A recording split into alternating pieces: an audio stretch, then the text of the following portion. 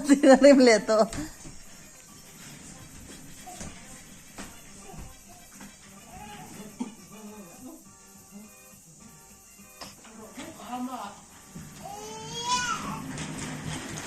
Ay, ang siyang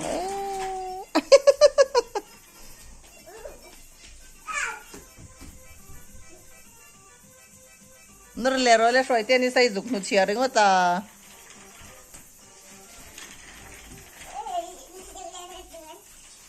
Shoy te tharuk tlin lom na noro le na naw khale wa ina shoy te tharuk katling che ni. Man tlang wal du na ne.